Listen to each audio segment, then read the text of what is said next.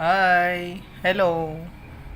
ఈరోజు బ్రేక్ఫాస్ట్ ఇప్పటిదాకా చెప్పాను కదా, దాంట్లో లెమన్ రైస్, పొగలు వస్తుంది. లెమన్ రైస్ ప్లేట్లోకి వేసుకున్నాం. కొంచెం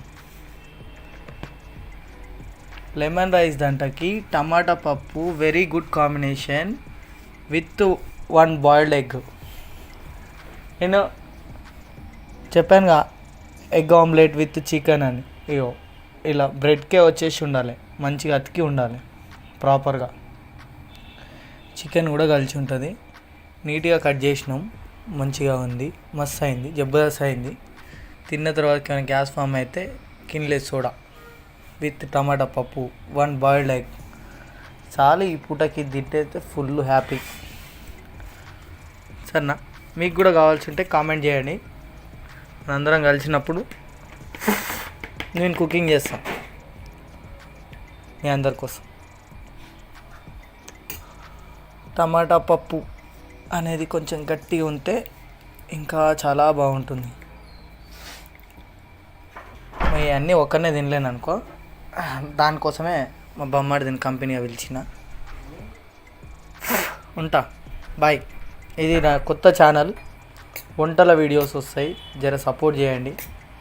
మీకు తెలియకపోతే హోటల్లో ఏమన్నా వేయాలి, ఏమి వేయకూడదు, మీకు ఏదైనా బిర్యానీ ఎట్లా తయారు చేయాలి, ఏం తెలియకపోయినా మమ్మల్ని అడగచ్చు. మేము ఖచ్చితంగా దానికి సమాధానం చెప్తాం. కావాల్సి ఉంటే మీకోసం స్పెషల్గా వీడియో చేసి ఎన్ని రకాలుగా ఒక్కొక్క ఐటెం తయారు చేయవచ్చు చూపెడతాం. ప్రతి ఒక్క ఐటెం 3-4 విధాలుగా రెడీ చేయొచ్చు.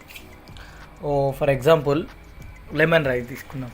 ఈ లెమన్ రైస్లో చాలామంది ఏం చేస్తారంటే తాలింపు వేసేసి సలన్నాన్ని తీసుకుపోయి దాంట్లో తాలింపు కలిపిన దాంట్లో వేసేసి లెమన్ మిండేసి తర్వాతకి వేడి చేస్తారు. కొంతమంది ఏం చేస్తారంటే తాలింపు వేస్తూ కడాయిలకి అన్నం వేసి వేడి చేసి తర్వాతకి లెమన్ మించుతారు. సో దీన్ని ప్రాపర్గా తయారు చేసే పద్ధతి,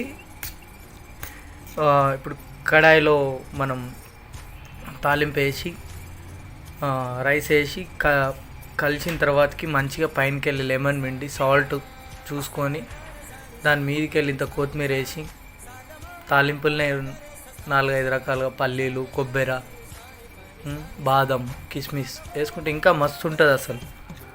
ఇది తయారు చేసుకునే పద్ధతి. ఒక్కొక్కరు ఒక్కొక్క విధంగా తయారు చేసుకుంటారు. సో మీకు ఏ విధంగా కావాలి, ఎలా రెడీ చేయాలి, మీకు ఏమైనా వంటలలో డౌట్స్ ఉంటే మమ్మల్ని అడగచ్చు, మేము చెప్తాం. రైట్, ఉంటాం, బాయ్.